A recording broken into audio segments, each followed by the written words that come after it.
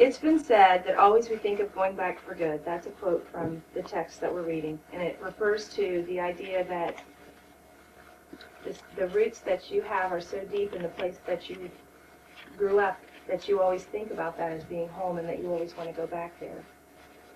And it states that that place will always be close in our minds. How do you feel about that statement, about your heritage where you grew up?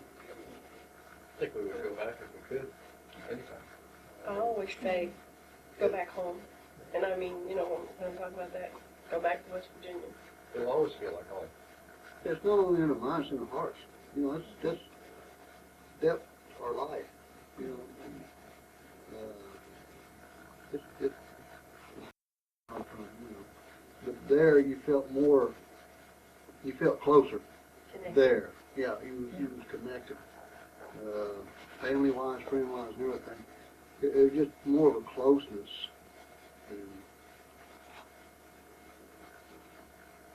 Well, when you're little, that's when those kind of things develop. Where is home and who is my family, who are my friends, and you know, that all develops then, and it just stays with you. You don't lose it just because you move away. Yeah, and that's right.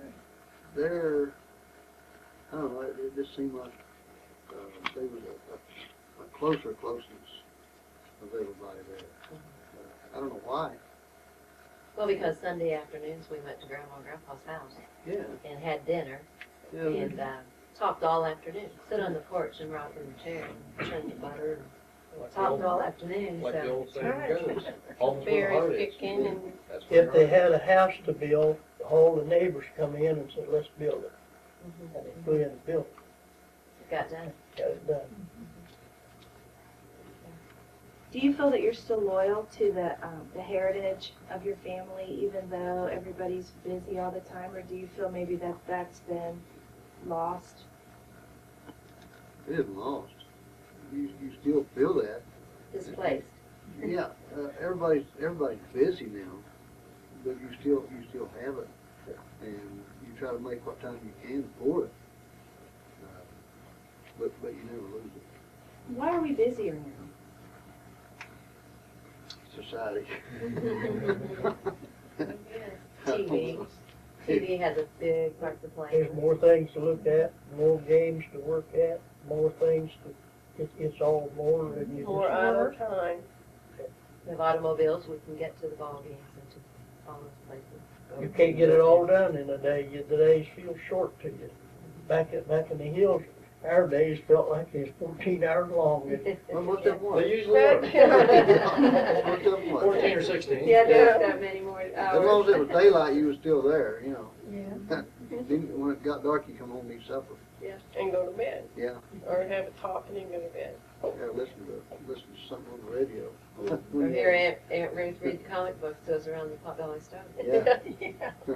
When I was just a teenage boy, not brave, or up in the teens, I'd climb up on a box and get the harness to throw over the mule. I couldn't put it over. But about 4 o'clock in the morning, and we'd drive 4 or 5 miles in mules to a log job. And when we get there, it'd be about daylight. We'd start hauling logs. You weren't big enough to reach the horse's Couldn't neck. we pull a horse? Who'd you go with? Right. My dad. And your dad worked in the Yeah. mill or log or what? Yeah, we cut the logs in the hills and hauled them out with the mules to the sawmill, and the sawmill sawed them in the log. That was after you got crippled though, wasn't Oh, yeah, Dad was crippled, yeah. What happened? He fell off a bridge over at Waverly when I was a baby, and that broke his arms, his ribs, it? The railroad bridge that goes across. punctured his lungs with his ribs. They thought he was going to die, What was he doing in Waverly? working on a railroad in NW. He worked for the NW Railroad, and that's the job that he had at the time. So he traveled with the railroad working. Did he ever get anything from that? He got a pension. I don't know how much the judge and the lawyer got, but he got a pension $1 a day, $30 a month. Wow. That's what he had. And 2 hands like this. Yeah, all they the were- crippled. And he had Never now Dad straightened don't out. have as much of a curl, Yeah, Gary don't either. I don't need it anymore. And when he combed his hair, that hand would go like that. I can remember that so well. Go like that. You see in the pictures where Mom would fix my hair, I had a little curl right there. She did it the same way she did with her grandpa did his. She had a little curl right there. They thought he'd never used his arms. They were gonna take his arms off, and my brother and my uncle heard him talk and said, "No, you're not." They thought he was gonna die anyway, and they said, "Well, if he's gonna die anyway, don't take his arms off, leave him there." And he got so he could use them. He could get him an axe with a big knob on the handle, and he could cut wood and cut roads and stuff. Yeah, but it got stuck. He couldn't get loose from Where it. was it? They'd have to take it off of him. Where was the hospital? Down here in Portsmouth, the Well, in old Portsmouth. hospital, when you go into Portsmouth, there's a bridge you go over, there's an old hospital on the right there. That's where he was at. But he lived in West Virginia, Mhm. and then he went to the hospital in Portsmouth. Because he fell here in Waverly, he got hurt here in Waverly. If he would have been hurt in West Virginia, and it would have been serious, do you think he would have gone to a different area, or would he have stayed in West Virginia, or how would you? I don't know, Closest hospital there would have They- been Huntington. they had a pretty good hospital, their St. Mary's Hospital was pretty good. I think at that time, so he could have went there, maybe. If you've ever had to work in the northern part of Ohio as opposed to working in West Virginia, did you see any difference in that? And can you maybe describe that, how it felt to be having to leave your area and find a job in another area of the state or in another state altogether? Scary. One major difference, in West Virginia, we didn't lock the doors. You didn't lock the car. Sometimes you may have had some gas stolen from your car, but you knew who did. In northern Ohio, had cars stolen, had it broken into. You just didn't believe the difference in the crime rate. West Virginia didn't have crime. You weren't prepared for that. No. If you had it, it wasn't because to get it somewhere else. The crime you had there was, you get in a fight after school. Somebody say something about your family and you pop upside the head. But when we went to northern Ohio, it was a very big culture shock. It is scary. Very. We lived in an apartment up there, and the man that owned the apartment said, on a certain street up here, you stay off of. They kill people up there. And we stayed off of. Ronnie made the mistake of going down that street on his motorcycle one day. He only did it one time. Beer bottle bounced off his helmet, and he decided he wouldn't go back down that street anymore. Did you feel that experience was a negative or a positive experience, leaving your area and having to go find work? Or would you rather have stayed in your area if there would have been jobs? Well, if they would have been jobs, I'd rather stay at the old home place. I loved it. That was the big reason for leaving. Had to find. It made a lot of difference though when we left, and like the time I spent up there. It made a lot of difference in my attitude about a lot of things. People moved a lot faster up there. We were I 38 learned to miles. work faster, move faster, do things faster because the life was very fast. And down there, life was so slow. And when I came back down here, about ran over somebody on the street. I was walking too fast and had my head down and banged into the back of us. But it did a lot. I was going to tease you, but I won't. No, we don't care. We were 38 miles from the doctor, but when you got there, he didn't cost you but about $20 to deliver a baby. So, If you made it there on time. if you made it there on time. There was a positive side to it because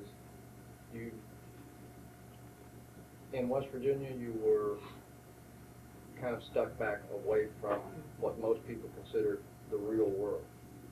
And the positive aspect to it is you learn what the other side of the world was doing. Forces you to be more educated. When Forces Judy was you to born, learn. Streetwise. When Judy was born, it cost us $20. But I drove for 38 miles to get the doctor. Do you remember that? Yeah. And the old doctor stayed all night. It took all night. And the next morning, my mother-in-law fixed him a big lot of young fried chickens. He killed the chickens and picked them and fried them, and the old doctor The had chickens these. were alive. Yeah. Then they went and got them. and they killed them, and they plucked them, and they had you ready, dinner ready. That's right. That's fresh chicks for you. How did you feel, Grandma, about traveling that far when you were in labor? She didn't. She did. She didn't, the Okay, doctor the came, doctor came to her. right. Dad went and got the doctor. That's the same way when Gary was born. We all went to our aunt's house and stayed while Gary was being born. The doctor came to the house, and I remember that. I didn't have to drive my own vehicle. There was a neighbor just over the way.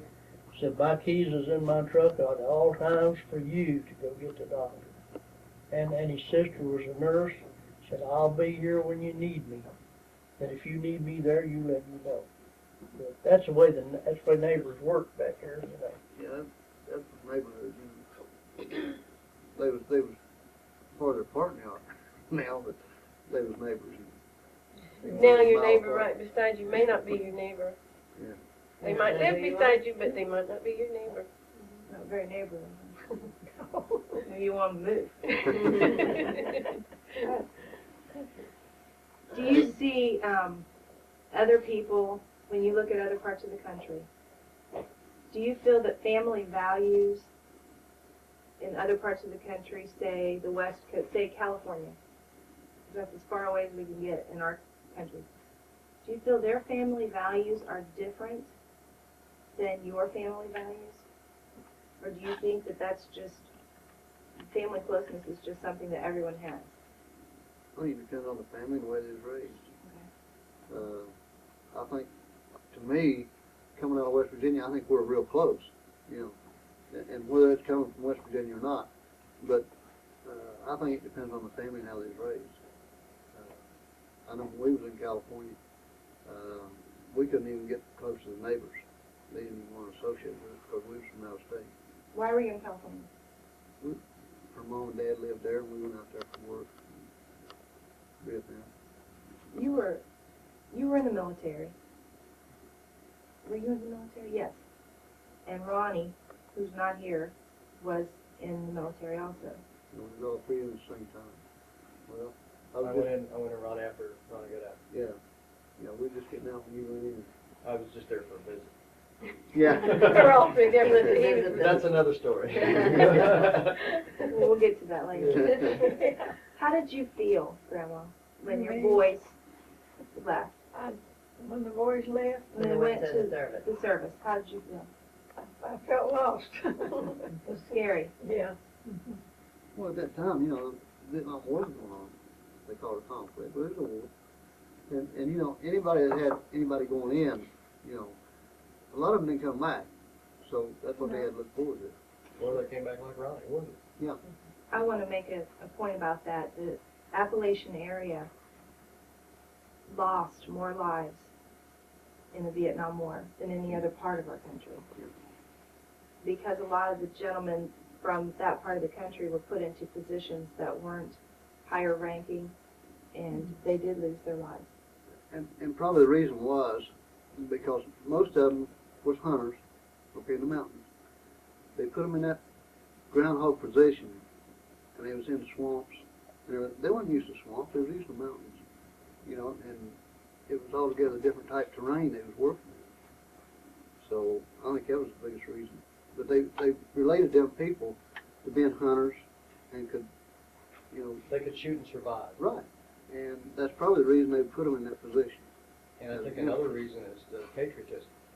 When I went in, I was drafted, but most of the people that were there as enlisted people, the majority of them were from the Appalachian area, the Ozarks, the patriotic people. Yeah. Your major cities, they waited to be drafted. They didn't enlist. Or they went to Canada, True. or joined college, Yeah. so they didn't have to, and they had the money to go to college. Right. And a lot of people from Appalachia didn't have the money to just go enroll for a few classes. Well, when you don't go to college, when that opportunity's not there, and the big jobs aren't there, then the military is the thing that people do when they graduate. Men did at that time. Women didn't do so much at that time, not from our area. The women didn't join the military yet. That was the thing that men did, was go to the military. For pay and education. And you were always brought up, that was part of your duty, That Yeah. was right, that That was was your something to duty. you serve your did. country. Yeah, you served your country. You did your part. The women did their part by staying home and taking care of the kids and the farm and whatever, and the men went off to fight for their country. There's a negative that seems to prevail about Appalachian culture and about that part of the country. Things like hillbilly, terminology of redneck, things like that. Those seem to be how we feel about, how we feel, other people feel about us being from that area or being raised in that culture. How does that make you feel when people say things like hillbilly or redneck or Proud. Well, it's like saying Blondie, Yeah. you know, doing the It- blonde it- thing. It's just where we're Yeah. from, you know, that's what we are. That's what we are. But when they relate that, now that's what really upsets me, to the Beverly Hillbillies, which you've got the question there, now that upsets me, because Our life was nothing like the Beverly No, we're Hillbillies. not We were not like stupid that. mountain people, Okay. you know? let's get into that. The Beverly Hillbillies was a definite depiction of a dim-witted family who stumbled onto riches while shooting at some food.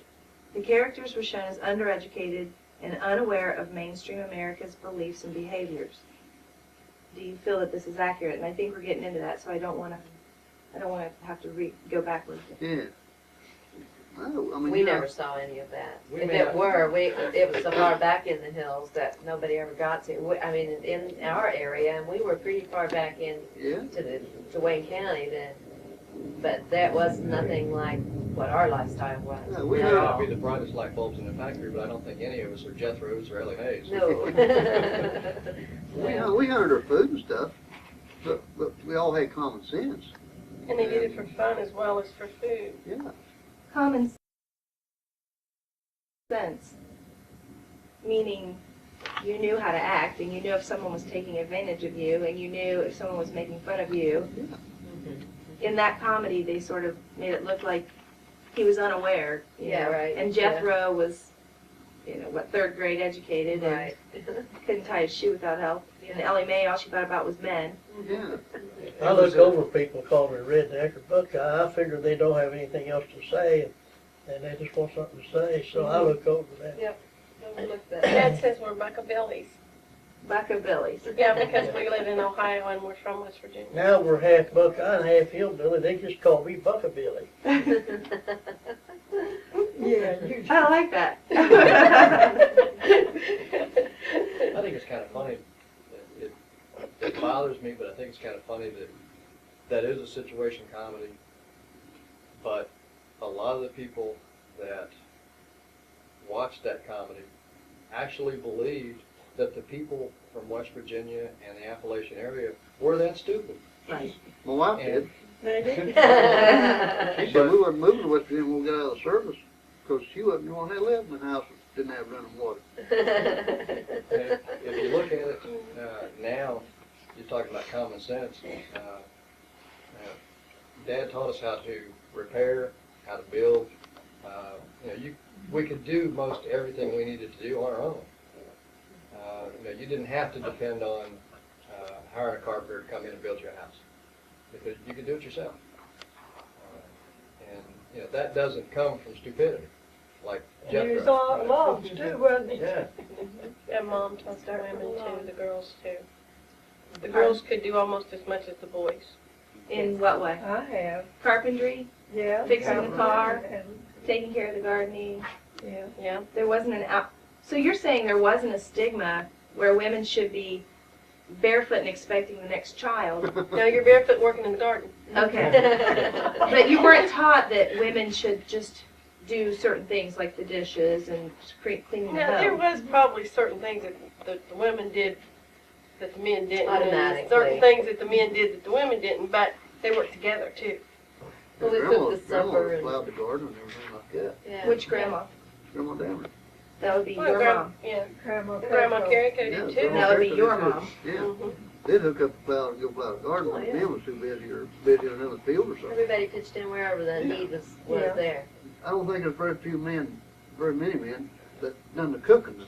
Right, No, no, no, they were I've too seen- tired. Yeah, Yeah. not too many I've of them never did the seen cooking, but They worked all day. Yeah. but the women did work in the garden and stuff too. And then I don't know that either one of the grandmas helped build the house or not, but they made Oh, that. they did. In their own way, Yeah. because they had the food ready and everything like that, so the men could continue to work. And if the wife got sick, she didn't have to worry about the man of cooking. The neighbors would come in and help do the cooking. Good Yeah. point. Yeah. When my dad fell off the bridge in Waverly, and after he got out of the hospital, a neighbor, he'd walk 4 or 5 miles to get home off of his job one day, and then he'd climb a great high hill to get over to my dad. And for 40 days, he fed him with a spoon. I remember seeing him sitting on the porch when I was a little bitty thing. I can remember seeing him feed my dad with a spoon.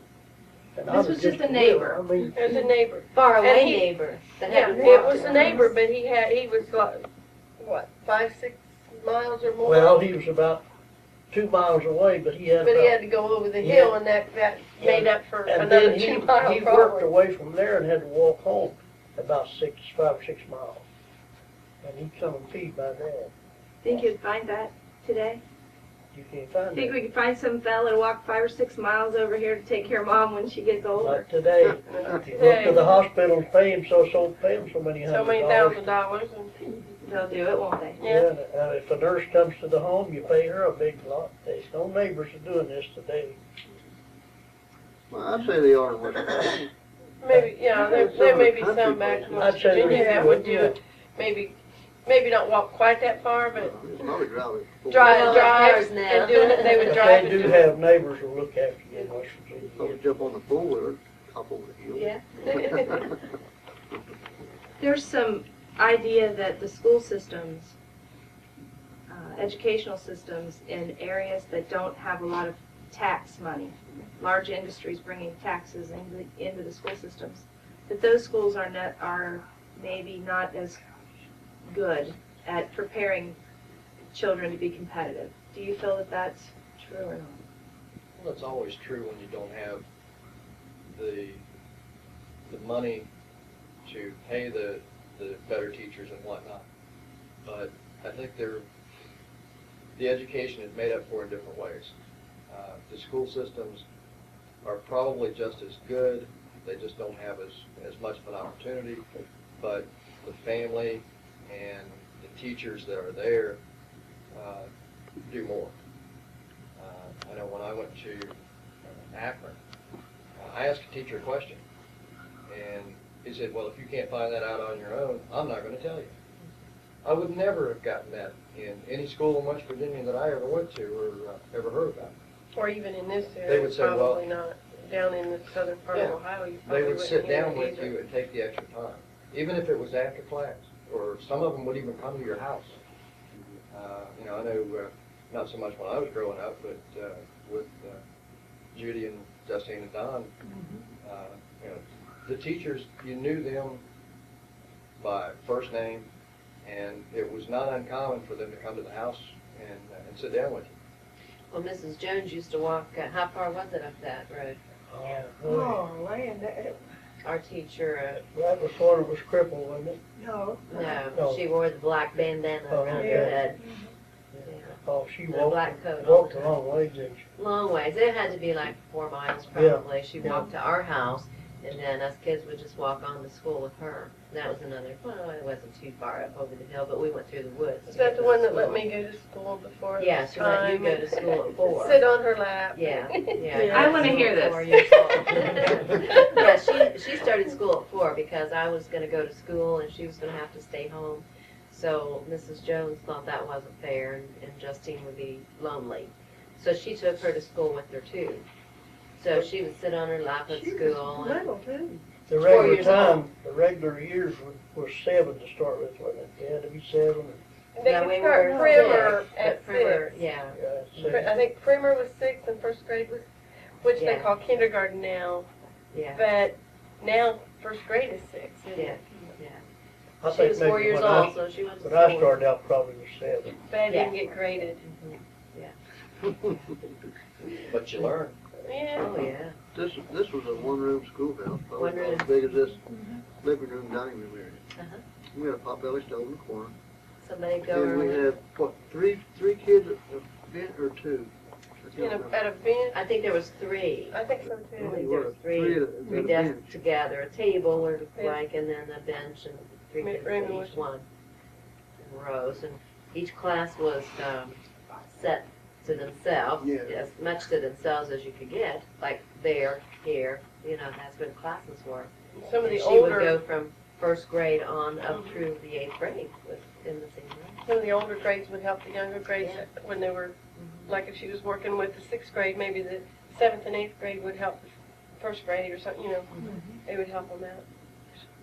Everybody had something to do all the time. It wasn't that they sat there with nothing to do. The whole school room was involved, even if they were teaching the first grade or Didn't whatever. have nothing to do, you wouldn't go far with it. Yeah, you gathered firewood. Yeah, that's right. Or you dusted erasers, remember? Take them out Yeah, back in the more school and erasers. bang them together and Rake dust the leaves. erasers. Get all close. Yeah, with all the dust up your nose. Okay, do you need to turn the tape over? Or get another 4 tape? minutes. You have 4 minutes left. Okay. Do you feel that that your history in Wayne County limited your chance to succeed in the very competitive workplace of today? Of today, definitely would. That lifestyle would have impeded, but I think the people there now have the same opportunity as people here now. I think they've kept up to Kept speed, pace. but if we hadn't kept up to speed with our education, and if we hadn't kept trying to learn, then definitely, because, you only got so much, and I think that's pretty much You didn't have the job opportunities that prepared you for that as much as you did with a major city or some other areas.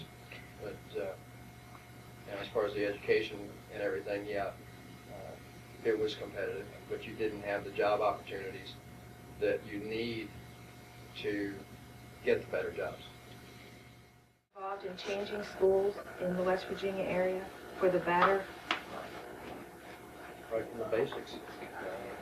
You start out by voting for the people that are going to do good for the schools because school value was high. You have to get your education. And they were very big into voting. That was your duty. You had, on election day, you went and voted. And we have relatives that are in the state legislature and school board and several different types of politics in West Virginia that are voting for those things. We have some in the teaching system. Yeah. They built schools closer to home. I changed schools 3 times because they built a school closer to home. And the last one was maybe a quarter mile away, but you had to walk up a big hill. But it was closer. The other one was about 2 miles around a big high ridge of timber. Had to walk through that timber and the wind was blowing.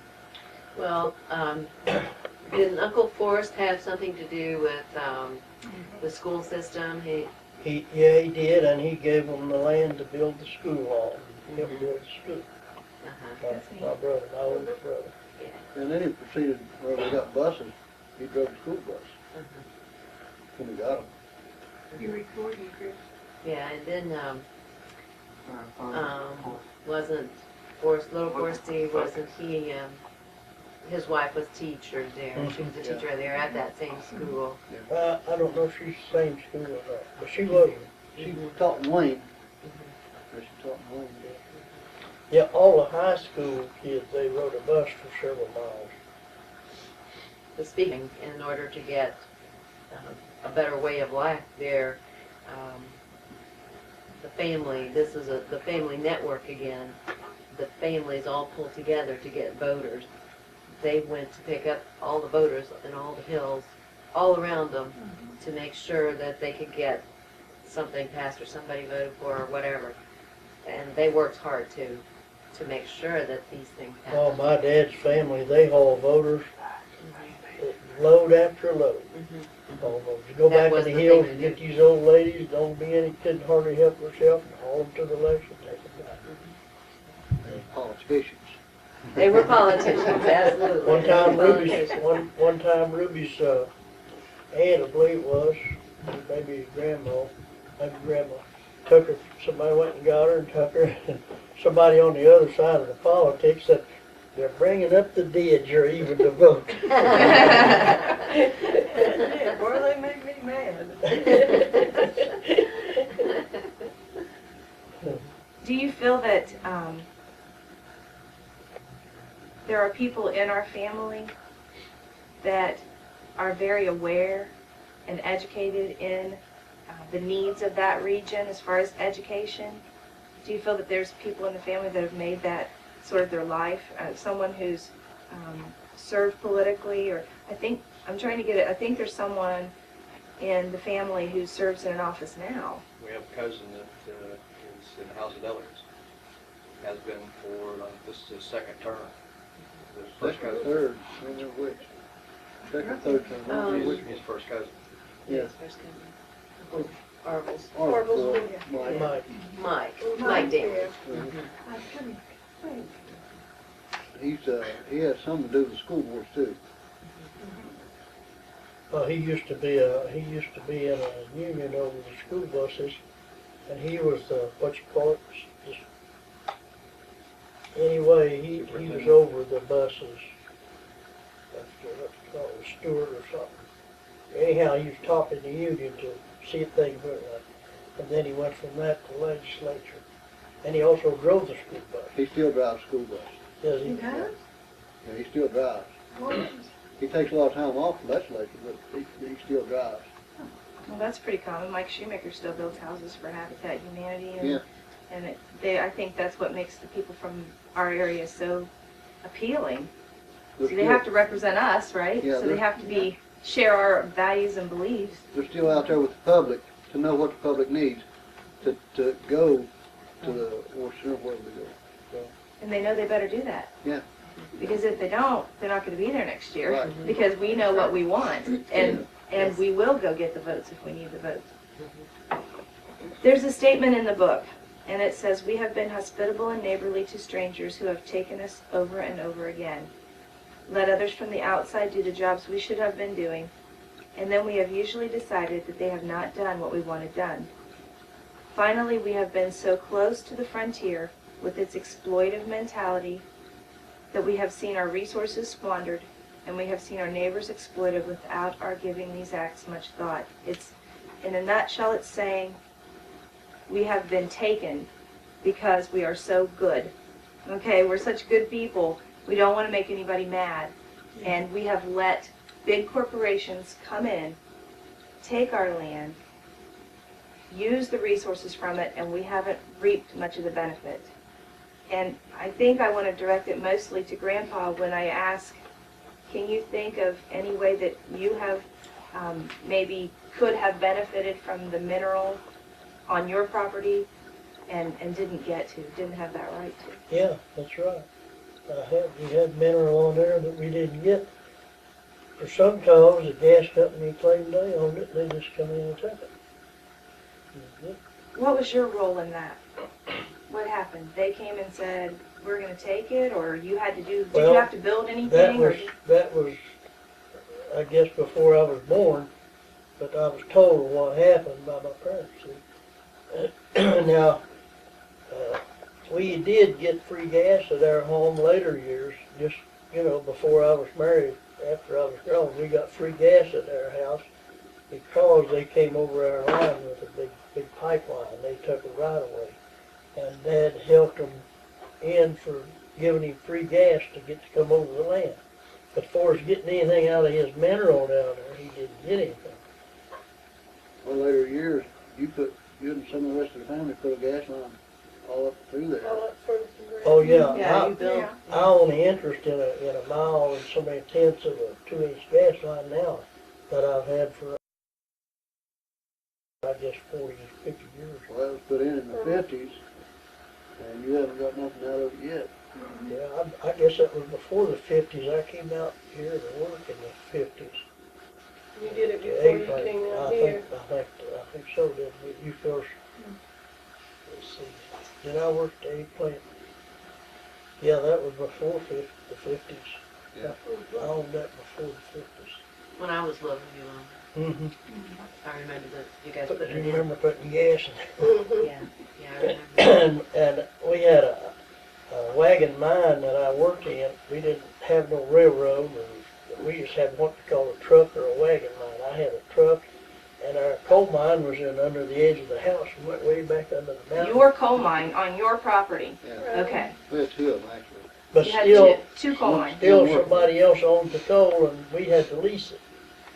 I had a lease on the mine. Does that His seem own- right His to own you? coal mine, huh? No, it's not It didn't right. seem right, but that's the way the gas companies and coal That's right, companies. So did you it. said, okay, what else were you gonna do? Turn the other But we, cheek. you know, Turn the other cheek. We're gonna get into that later. yeah, we didn't want to pay an attorney and all this stuff and fight through the battles. And, you know, we just let it go. But he had 7 men working that Well, mine. I had 8 men 8 working men. around the 8? clock. I had 3 shifts. Oh, 3 shifts. Yeah, I built that a mine. tipple, you know, on Rich Street. Built a tipple that What's a tipple? it's a thing you put coal in and then you back your truck under it and raise the gate and load the truck. Okay. And we built that ourselves and opened up these coal mines ourselves. And we did that with mattock and shovel and wheelbarrow. Oh, and when you got back to the coal, you was about 50 foot high here. We did that, we'd go to the top of that and dig right on down and we'd hit that coal, level it off and go back under the rock. You dug with a pick? Yeah. How many days did it take you to? Oh, I don't know, it took several months to do that. And then when we shoot the coal, we had a big long auger and we'd crank a hole in that, back in there for about 6 foot. Then we put powder in there and have a needle and a tampon bar. Here'd be the needle with the powder. You take a tampon bar and tape that full of mud and stuff, you know, thick stuff. And then you get back here and put a squib in it and just go back in there and blow out 4 or 5 ton of coal. And then we'd load it in a little 4-wheel cart and push it out. Push it by hand. We didn't have no motor.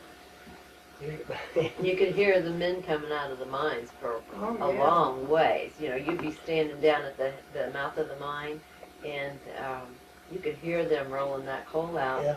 Long time before they ever came out to where anybody could see them, but they'd stand there and wait on Dad to come out. What kind of noise? You mean the noise of the The barrel rolling. rolling? The metal wheels The of the wheels car rolling on the track. rolling on the Sort of track. like train wheels, you know.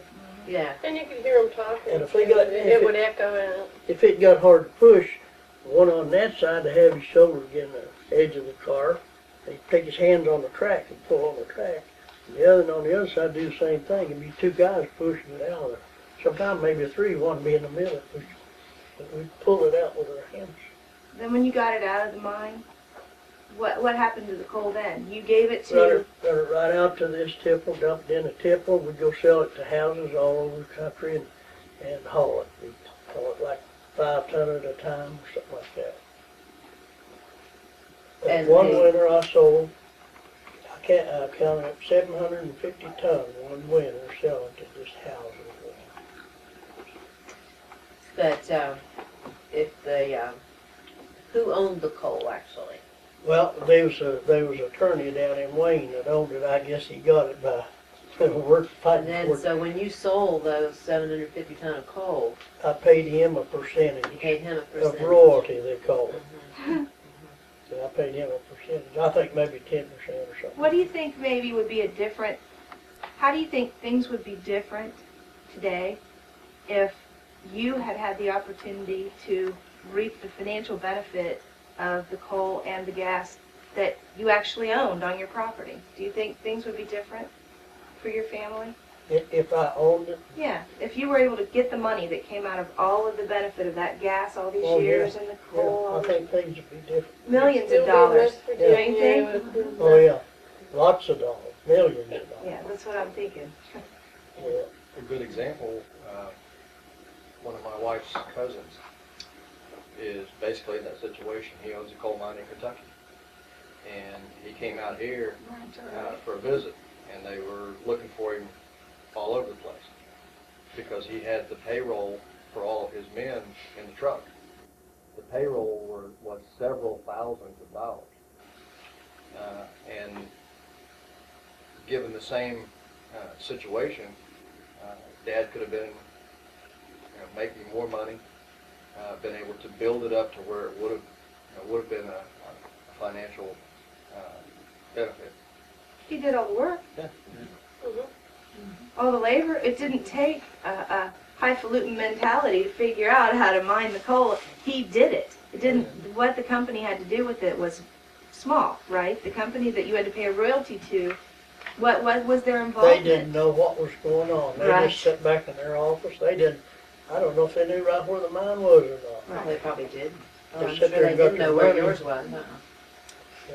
But you owed the man in Wayne for the I was coal. the in for the For your work, own and I had coal. to pay so much royalty on it. The one we had under the house, basically under the house, we kept milk and stuff like that in That's there. what I was Oh, gonna yeah. say, I said the coal mine was used for more than just coal. Yeah, That's that was what we our, used for refrigerator. that was our Refrigerator. refrigerator. That was our refrigerator. Yeah. We kept our milk there, our watermelon, whatever we needed to keep cold, we kept it down there. Yeah, you go down there Coal on mine. the hottest day, you go down there and just as cool as it can be. Oh, yeah. Same temperature all the time. And down in a well. And we kept watermelons in the creek.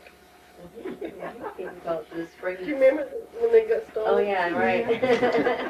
That was your crime. Someone stole the watermelon. Somebody Someone stole our watermelon. And you out of the almost creek. knew who it was, too. Yeah. Yeah, they didn't know who it was. I was gone and they made out like I was there. I was miles away and she said, "Come here, Sam, with your gun." Said, "They're taking a watermelon." They dropped it, they bursted one of them. They dropped it on the way. That was the biggest crime we had. The biggest crime you had was when they took all your coal. Well, that was Yeah. very That was the biggest crime. That was a very big crime. You're trying to get her. That's funny. We were talking about pride in your country, being patriotic. We talked about that a little bit. And I want to ask two questions that a lot of people feel are the same question. And I know you'll know the difference because I know who you are. How do you feel about the United States flag? I love the flag. It represents our country. Our country, our home, our heart. So bring a tear to your eye when you hear a song about the flag. You still feel Get waved. Yes. honor for your country. You would fight for your country. You would support your. Okay. Greenwood song said that. Yeah, Lee Greenwood. Yeah. That's in your heart. Now, where's Lee Greenwood from? I would think Tennessee. I would think Tennessee. You been by Uncle Ronnie's lately? No. See a flag flying in his front yard? Oh, yeah, it's a line on my We got a right on. Ronnie Gary has a tear in his eye. I hope you know. The flag is a very important thing. It stands for something that means a lot to us. There's one up on the hill from us. We can sit and look out the window and there's got the light there and that thing just a flag. Yes. Fly. It looks like there's nothing else on that Yeah. mountain but the flag. Yeah. It's real pretty sitting on the front porch. It's pretty looking out our window and look at it. Because the flag is very important. How do you feel about the United States government? Don't agree with everything they do, but we gotta live with their say-so. That's right. That's the way I feel about It could it. be better. It's the but best. It's the best we have. But If it we had a could be chance, better. we'd a Could be few things different. we'd change, but we can't do it. I think Ronnie answered it pretty good. He said it's not the best, but it's the best we have, and it is changing for the better. And I think we have a lot to do with that because all of us do vote, and you don't vote for somebody just because of what they look like. You find out what they believe in, if they have the same moral values that you have, and if they believe the same way you do. You let them or help them change the way it should be. But, I really best I've ever think, seen. go ahead. I really think that crime could be cut in about half if they would put people back on a ball and chain like they used to build Oh, roads. my goodness. They'd clean up old fields and raise commodities for people that couldn't help themselves, Work them. work them. Other people would see them out there and they'd say, I don't want that. They'd rather die to work anyway. They'd rather go to prison than to work. And they'll shoot somebody in order to go to prison to get out of work. They had that ball and chain thing, it cut it in half. Wouldn't be so fun. No, they wouldn't have leisure time and lack of responsibility. They have no responsibility. In the basketball court. Yeah.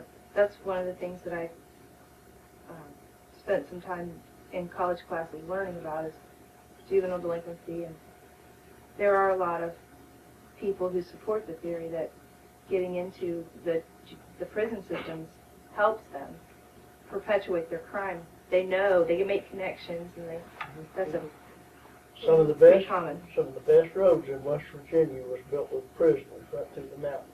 They took the roads up out of the creeks and so on and put them up on the side of the hill, and they worked the rock cliffs right through there with them prisoners and built good roads through there. So we established that the biggest reason for leaving Wayne County, Ferguson Branch, was for employment. Mostly for employment. That's why most people left that area to find a good job. Better job. Well, I don't know why Grandma and Grandpa Carrico came to Ohio. Does anybody know that? He worked the railroad. Grandma Grandpa Carrico did? is her mother. Yes. And then we came to visit, like, every couple of months we would come to visit and found out that it was more prosperous here than it was in West Virginia. And Dad got a job building the Atomic plane. energy plant. It could be one drawing of her dad and mother coming to Ohio. Her great-granddad and grandmother used to live out where Riley is now, just on up on the hill. Oh, really? Old Grandpa Spence lived out on the hill. And that So they could knew have the area to been start could with. have been a bearing, on them. Their They family knew- ties Yeah. might have brought them back Yeah. to that area. You get back to the family values and whatnot, and the family structure.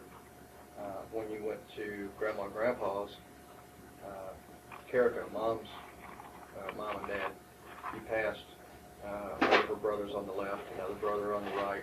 You got to Grandma and Grandpa's, the sister was right beside them. You got on up to the end of the property was our house when we moved out there. So it was one long family road. One holler. Yeah, one house. And it's called Carrico. And we lived at the head of the Carrico house. Carrico Holler, Road. Carrico Right. Road. There were reasons for setting it up that way.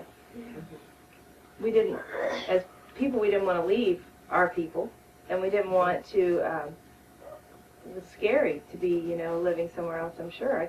After you were raised in such a tight unit, you wouldn't dream of going far, far away, and you probably looked at people differently, right, that left, people that moved away. They're not as close. Yeah. They're not as close family tie. Yeah, and when they come back, they, depending on where they went, but a lot of them went to northern Ohio. And they came back, they had a newer car than we did usually, and newer clothes, and were different. Their things, their clothes were different than ours.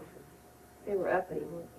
Yeah, they have more than the people in southern Ohio did. I went yeah, through it, you I looked at know. I had the A gist. little different. But when Can you you come say back, ever you become- still play the same games, and you still Yes. do the same thing with Yes. the same people. They came back and loved going hunting on the property, their parents' properties, and loved that, getting together and doing things like that. Build the tree house, or Yeah. go jump in the creek and go swimming. Yeah. They own the cow Yeah. sales. I don't care how uppity you are, your roots still come out when you get back. Stand in front of the fire and let Grandpa pull your pants legs when they got real hot. He loved doing Yeah, that. good. Roasting potatoes in the fireplace. Yeah. Still loved it no matter how far away from home you got. You come back, love doing those things. Since we're talking about family, I wanted to ask Grandpa, how many were in your family? In your family, your brothers, sisters? How many were Full in? in house. Yes.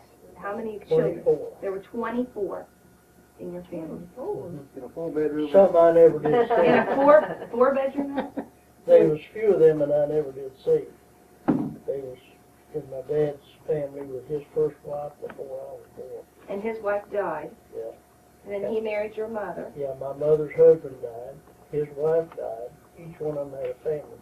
And I was in the middle. I was the oldest one in the family. But it wasn't because they divorced. No. No. Right. Because of death. They worked themselves to death. That's probably true. No doctor close by. Yeah, 38 miles to the doctor. Yeah, got something wrong with you, you just kind of laid him down until he died. Kind of became yours, mine, and ours. Yeah. What did it cost Grandpa to build that one house, Dad? It's $1,400 and a big pair of mules to get two guys to build a house. But it was a huge house. It looked like a mansion today. right. Today, if you built that house, it would probably cost you $200,000. It was a two-story Where's house. that? If it burned. Oh. It was a two-story house with about 7 wish or you 8 could rooms see it. upstairs and had a porch all the way around it. Well, That's the dream home. Yeah. It would be today a dream home. someone said it. $1,400 and a team of But we thought it was just a Yeah. house. Yeah. It took, I believe it was 18 kegs of nails to put in that house. That's them big kegs of nails. Did you trade for other things when you were younger? I mean, you talked about trading 2 mules to build the house. Were there other things that you traded for? Oh, we traded on chickens and pigs. What for? What would you use a chicken for? What would it be worth? Doctor? Going to the doctor? Or? We'll have to pay the doctor bills and things like that. You could sell the chickens, or you could carry them to the store 5 or 6 at a time and get your groceries. My granddad took a basket of chickens, and one of them got out of the chickens with his legs tied. He finally got loose and got out, and he went wild and stayed out all summer, and that winter he come back home. The chicken? Yeah. Chicken, see, that's how close family ties were back See? then. The Saving the chicken stay knew. gone. Gotta come home. That was the prettiest Damron rooster you ever saw. When he come home, he was just as slick and pretty as he could be. Slick enough to get out of the Walked right basket. up in the yard like he owned the place. And later that'll pay you that week People after. shot at him, they tried to run over him with a car and everything. But that chicken prevailed. Where can you go today and get a bag of sugar and a bag of flour and whatnot for a chicken? You can't. That's the way they done it. They would take their eggs and trade down for food. I had 20-some head, but I'll not tell you what I traded them for. Was it dowry, wasn't it? Where'd you get it? Did somebody make it? Some guy up the ridge, after I went out about 2 miles up the ridge and traded him to him to about, I think it was 6 or maybe 12 quarts of whiskey. Hit it Oh, and stumps and snags and That's here all and right. there. That's part of your life. And my friends come along and they'd want one. I got it poured up here in the stump like it. No, it was made. It was moonshine. Yeah. That was a profitable business. I'm sorry to for say someone. that. I hate Well, to- we know that. That's all I right. would never do it again. I won't mean, tell I'm you some of the things ashamed I did 10, 11 years ago. You could grow corn on the But side of the people hill. really done what they can do to make money, you know. You could use the corn to make whiskey. That was- It was a business. Well, we've got whiskey, we've got lumber, we've got coal mining. There's only a few things. Well, I mean, farming was hard to do. There weren't a lot of flat spots. You They didn't. weren't every flat spot. You farm on the side of the hill. Yes, we, Stuart says that's why I got one leg shorter than the others walking around the ridge. we used to hoe grandma's corn on the side of that hill. Rocks. Kind of like that. How did how did your mother do her laundry? Well, the early part of my life, she had a wash tub, and she put it down here and put a washboard in it, and she'd do it that way, take a shirt or something like that, wash in a wash tub with a washboard. And also, the people that took a bath, they had a wash tub to take a bath in. It wasn't very comfortable, but that's the way they done it. They come out of the coal mine, and that's the way they had to clean it up. With the creeks They'd walking heat the by. water, carry the water from the creek or somewhere and heat it, put it in that wash tub, and that's where they'd wash. Was cooking a bigger event than it is now? I mean, if you had to cook a meal, Cooked all day, practically. Oh, it took And you a long didn't time, because you had to work go the cut garden. the wood and you put it in a wood cook stove and cook with wood.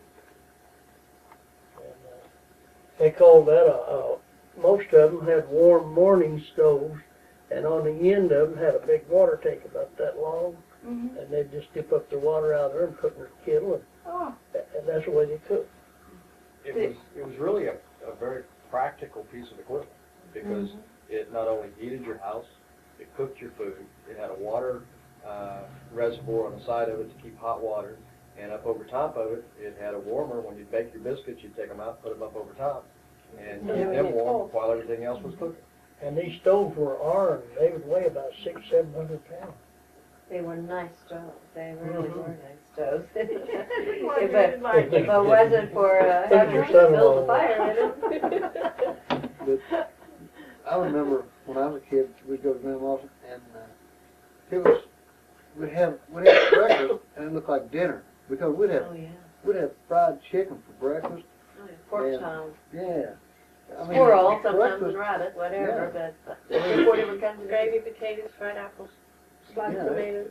Today, you sit down at an evening meal, and it's just a small meal, But there, you had a table that seated about 12 people, and the table was completely full of food. Full of food. It was this way all 3 meals, and it was just, it's unreal to think of it nowadays, that people cook like that. But it prepared you for a hard day. Right after Ruby Yeah. was married, we'd get out and kill 6 or 8 chickens. We'd have company come, stay all night with us. We'd get out, we had to fry our chicken about like that. Get out and kill 5 or 6 or 8, whatever it took, and fry them chickens. it didn't take a lot of money to the outside world, like the groceries and well, now today to cook we would have to pay the electric for the stove to be turned on to begin with, and the refrigerator, and we have to have gasoline for our cars, and we didn't have to have, right, a lot of money. We had oil lamps, kerosene lamps. You light them and put a globe on them, and that's what we had. And I've seen people, our neighbors, that had they'd go out and dig up a pine stump, these old kind of rich pine that had rose in them, and set it down in a cup, and they'd light that, and it burned to let them eat supper by. And then they'd eat supper and go to bed, blow that out with bed. And use pine torch. All the cost of went out and cut the pine stumps apart, split them Wouldn't up, have to fool with the oil. split them up in splinters, and just stick the splinters down in them. Well, they'd make their own candles. Huh? They'd make their own candles. Because of your background, I know you drove a logging truck. There were times when you did. And you traveled a lot in that area to go back and forth to the church and whatever. Do you think that the transportation has changed from the 50s until now? Is it Oh, easier yeah. to get where you're going? Oh, yeah, we rode this old log truck to church. On the weekend, when we wasn't on logging, we rode that to church, and I would take a load of people on that truck. I would take like 40 people or something. All can get on that old log truck. You were a preacher then. Did you No. preach then? No, not At that time, but a little later. But I even hauled people to church before I was ever converted. People, local George Jervis come by our house. He'd say, Sam, I need you to take me about 15 miles up the road to church. And I got some people. Okay. I just get in my truck and load them up, and then we go. That was the transportation. I took Ruby's dad and mother after I was married to church on the log truck. How long did it take to get there? Oh, it took maybe 25 minutes or something. We made pretty good time. It was a blacktop road, a lot of it. I had maybe a couple of miles of dirt road, the rest of it was blacktop. It took 25, 30 minutes to get there. Was it curvy? Oh, yeah. To get to It was, yeah. Real curvy. Sort of like you said a while ago. Some of the churches, though, you'd have to Drive go through. through the creek beds to get to, and up the gravel roads.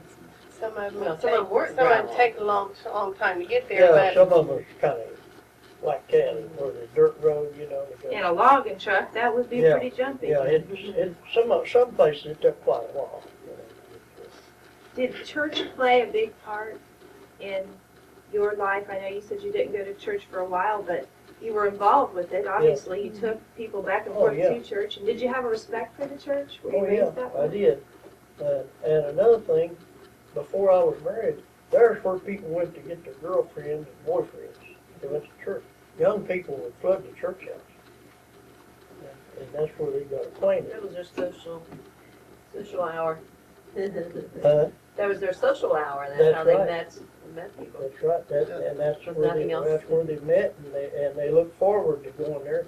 Even when they rode mules, there was people rode, you know, the house that had all, porch all the way around it, they would lead those horses up beside that porch, and they'd get on the porch and get on the horse, well, the sweetheart would get on behind, the girl would get on behind, just jump on sideways and hold to the saddle, and here they go.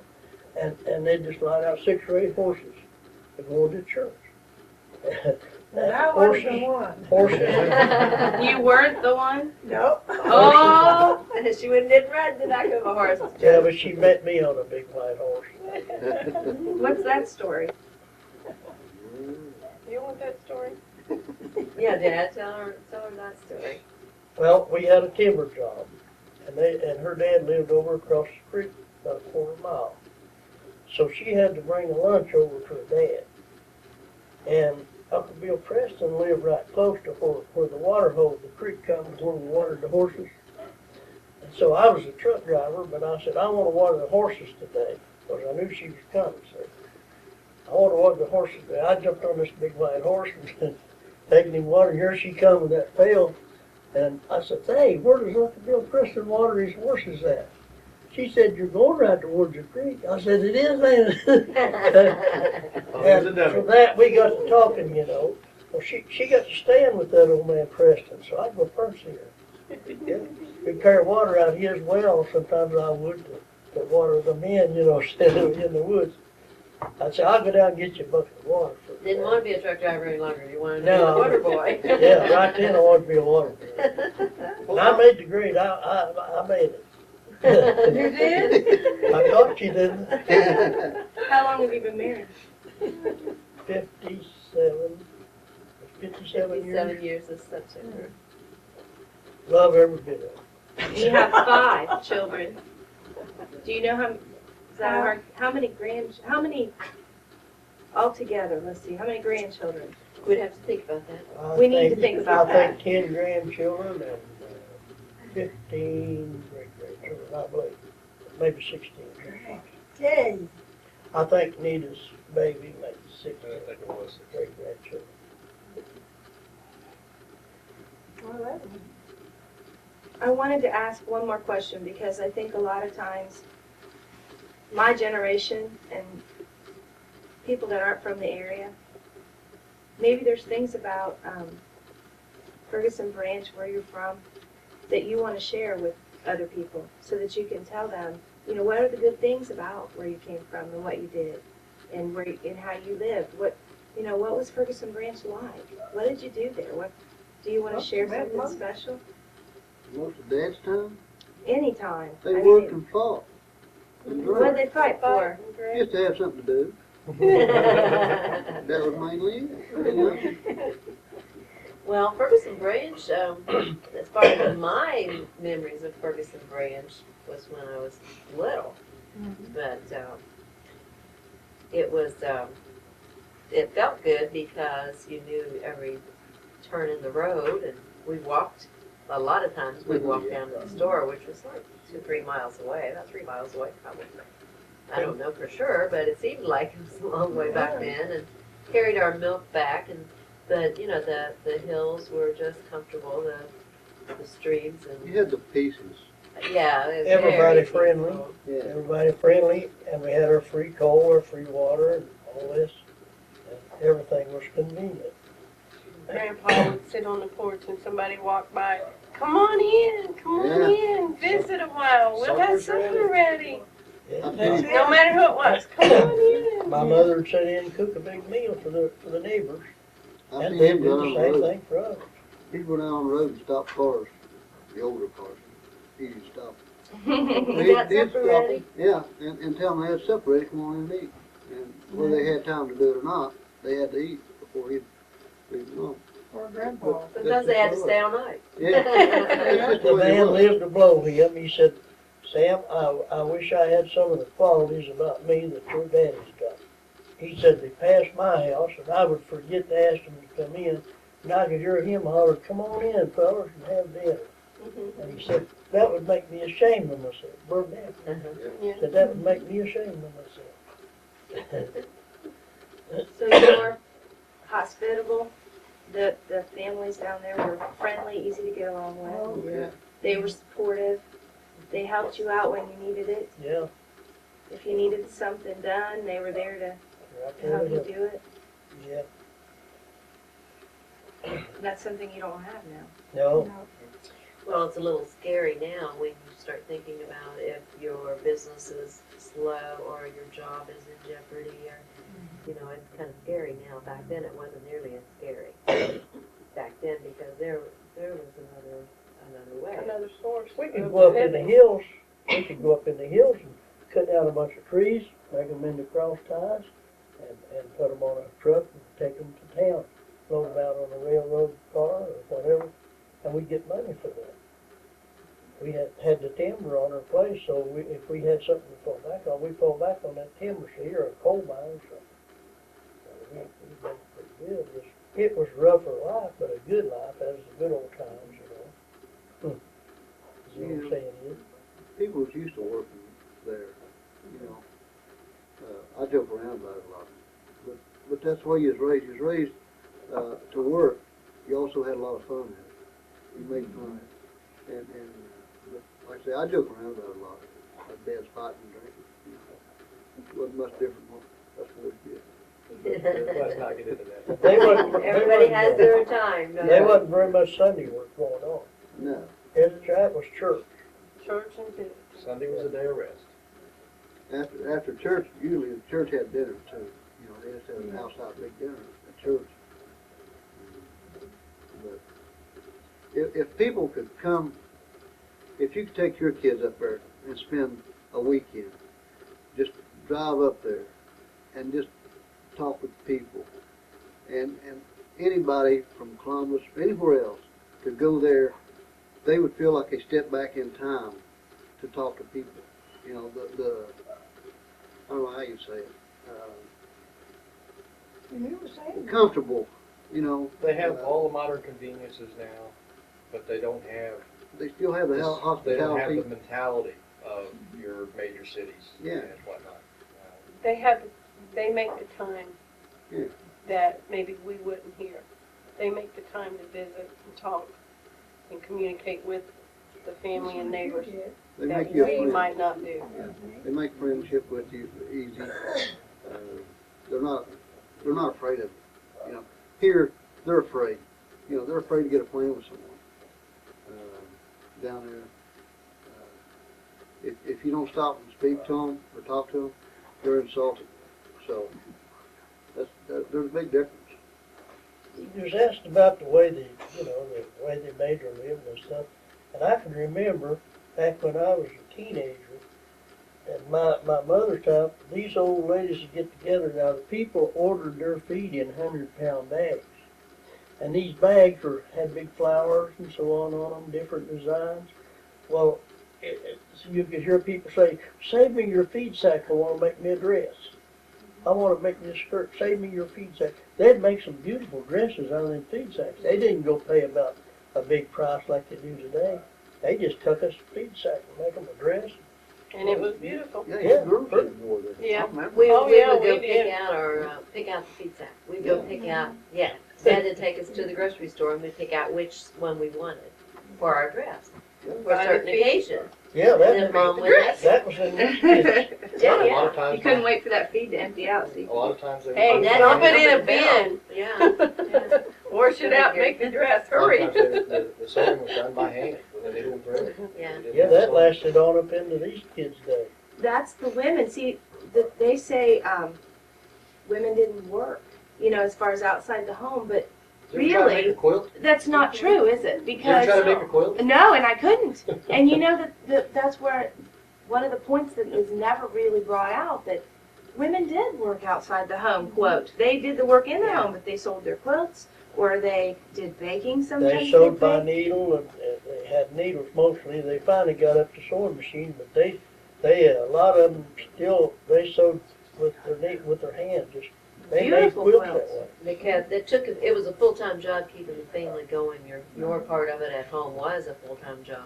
With the Keeping laundry all and the the stuff cooking and the down. cleaning and the keeping Mending the the kids. clothes, making the Uh-huh. clothes. You had to You carry see your where water. Erin? Yeah. Oh, she's got them stacked up. My sister yet today makes quilts, and I mean, they cost quite a bit of money now. She makes quilts, yeah, beautiful quilts. I know there's a phenomenon going on now in Gatlinburg, Tennessee. And I think it's the same thing we're talking about. We get into our everyday lives, they're busy, we're working, we're stressed out, you can't get everything done, and that has an appeal to it. Gatlinburg has an appeal to it. Mhm. It's laid back, it's the country, it's in the mountains, and we really enjoy going there We can see things there that's familiar to us from childhood. and sharing that It's relaxing. laid back feeling of, The let's creeks go to the running mountain down the side of Yeah. the road. and enjoying the beauty of what God made. That's pretty. Yeah. That's a place to go and relax, and we don't get that anymore. You can't even mow your grass. There's not enough time. It's true. Not enough time to visit, not enough time to... And I don't know where that happened. And we were talking about you didn't have to have as much cash. No. Maybe that's where it started, when we started having to pay for our electric and pay for our, all of our food was purchased, and the further we got into it, the higher taxes we paid, the more money we needed. And now we have to have a When lot I was just to a make it. teenager, grown men that had a family worked for $1 a day. And that $1 a day was probably worth $20 today. And it was enough. That's right. We would never have enough. One woman, single mother, and that's why a lot of the welfare system, a lot of the people in that area of the country are having to depend on the government to take care of them. It costs too much to live now because we have to pay for everything. Substance living isn't an option anymore. You can't just, When I was a teenager, I hoed corn with a hoe for 50 cents a day, 10 hours. And just before I was married, I got me a truck driving job, hauling timber for a sawmill man, and I got $1 a day in my board. And I made more money right there than I had in all. I thought I had a fine job. The old man sold me a cow, and I took that cow, and then I sold her and made about $15 money off of her, when I sold her.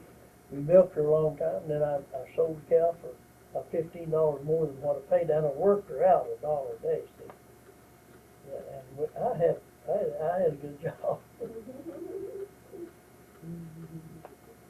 Fun things to think about. Fun things to learn about. He worked for $1 a day, and then when I started working, I thought $1 an hour was cheap wage. And now there's a lot of people that won't even work for $5 an hour, Yeah. or even some of them won't even work for $8 or $9 an hour. I mean, costs a lot to live. yeah.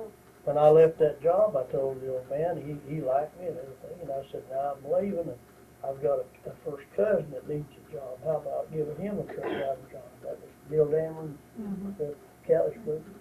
And him and his wife moved up there on the place, and he worked a long time for the same man, same price. So you couldn't do that today. If a man came to my home and I needed him to do a job, I wouldn't let him live there. Well, goodness, he could be anybody. Yeah. That old lady was as good to me as my mother was. She was a mother to me while I was there. That's the way they done back then. And she'd give me, and she said, now you don't have to go home on the weekends. These boys of mine, their shirts will fit you, their clothes will fit you. You don't have to go home to get any extra clothes. And a lot of times I didn't go home. Well, that's the way a lot of them made their money too, is boarding people, boarding the people that work in the area. If they had a job, they would live there and eat, and the women would cook for them and clean their clothes and stuff. That's how they made a little bit of money for the household too. Is there anything else? Well, we could probably go all night. Yeah. Oh, yeah. I have a question. Lots of stories. When the Great Depression came, a lot of people in the United States they really felt it. They lost a lot in different things. In the mountains of West Virginia, did it make a difference? I had a brother-in-law that had a nice home, big two-story house and several, maybe a couple of 100 acres of land. They was just about to plumb lose it. And they traded it for an old log home right up in the head of a creek. It's just, you had to ride a mule to get into it. And you could see through the roof if they traded that. And the man paid it off and gave them this old log house. They lost that big two-story home.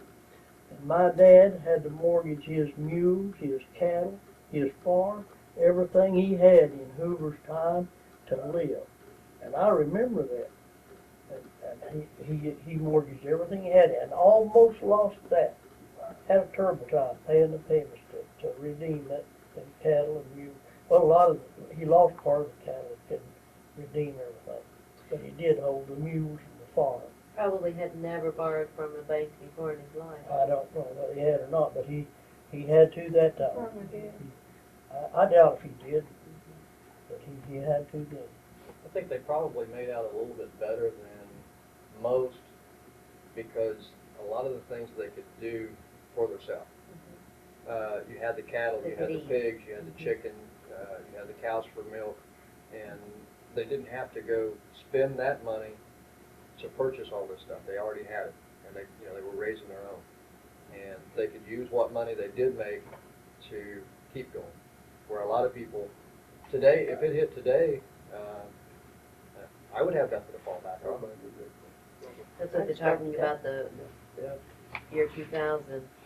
I started thinking about, okay, how many tomatoes can I grow out there? And golly, it's all rocks. I don't think I could grow tomatoes out there.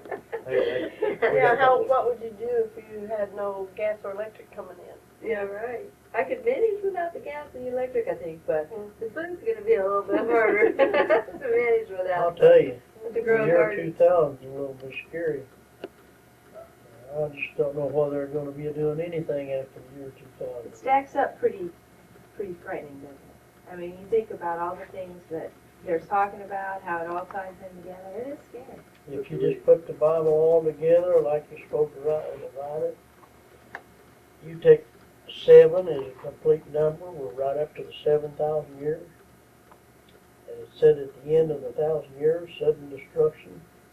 That's the last 1,000 years.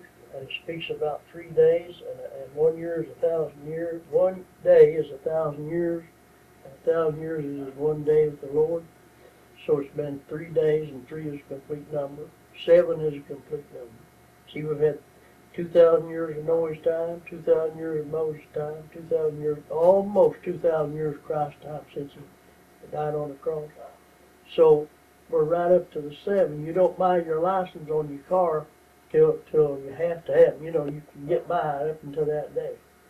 Well, when that 2,000 years is up, or the last 2,000 years, which is 1 day, and it's the 7th too, it's the 7th day, when you get up there, sudden destruction's liable to take place, according to the Bible, if we're counting time. And I believe we are, because he told us what daylight was, that's the day, and the darkness is the night, and so many days in a week, so many weeks in a year, and it tells you all, I believe we're counting just about right.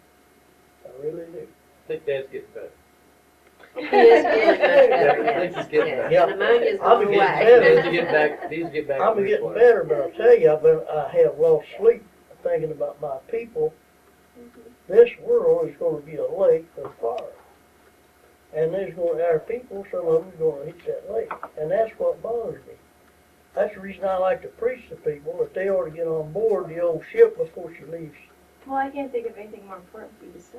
You have to say that. That's what you, That's right. if you want to share something, I'm sure that's what you want to And I'll share. tell you, it's just like when the train leaves the station, you need to try to catch it. It's done down yonder. And that's the way it is. If they don't get converted and get on board and live for the Lord while they live here, when this world's on fire, they're going to be there. His church is always going to go up. The born again people. And that's what When you bothers say me. born again, you mean what? Because a lot of people don't call it that, so we want to establish what you mean by that. Okay, a new birth is people that believe with all their heart that Jesus is the Christ and that he rose from the dead for their justification. If they can believe that not just with the head, but the feeling down here, they are born again, and they said they shall not come into condemnation because they passed from death unto life. And the way you know you've done that, because you love the brother. You love the church better than anything in the world. Church is Christ. It's the body of Christ. And that is his bride, his wife. It's part of him. That's what he's coming back after. And that's the way you know. And another thing, the way you know you've got a witness of that feeling. That free feeling that God has forgiven you of your sins and set you free. That's two ways you know that you pass from death unto life. So, and then you, from there on, if you can feel that, you've got happiness from there on.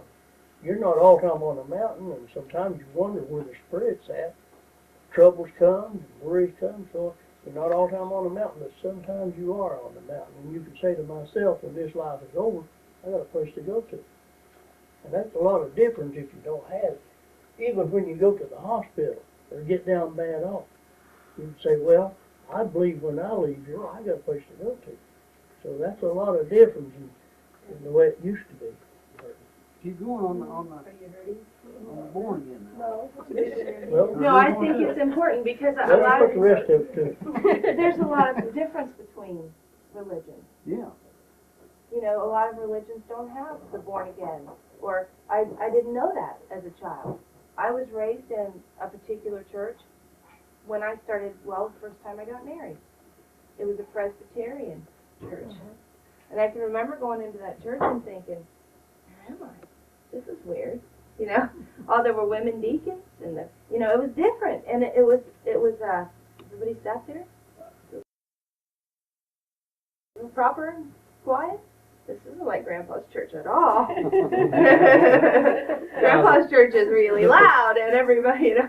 The converted people has got something to go on. Christ laid down an example, and he wants people to be humble enough to sit down and wash each other's feet, show their humbleness. That's another thing. What's a feet washing? What do you do? Peter didn't understand that, and he said, "Not me, Lord. I'll never wash your feet." He said, he said, "You'll never wash my feet." He said, if I wash thee not, thou hast no part with me. Told Peter. So he washed all their feet, and he said, I have washed all your feet, and you ought to also wash one another's feet. And that's an example he laid out to them. What for? Why do you wash So your feet? show their humbleness and their love to each other. To each other. It's a symbol to show your love Yeah. for them and that you believe. It speaks about the church that it yields its fruit every month. That's why our church gets together and does its business every month. It yields its fruit every month, and the Bible tells you that. So, do you believe that the church should be a huge place that reflects money, or do you think that the church should be wherever people get together? I think it should be just a comfortable church, not put no great extra stuff on it to spend money and waste money on it. It should be just a comfortable church. I do believe in comfort. How should the minister be paid? The minister, he's got two hands the same as anybody else, and he can work the same as anybody else.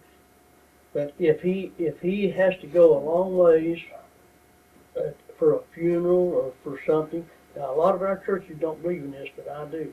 It said to pay tribute to God's ministers, especially to them the tribute is due.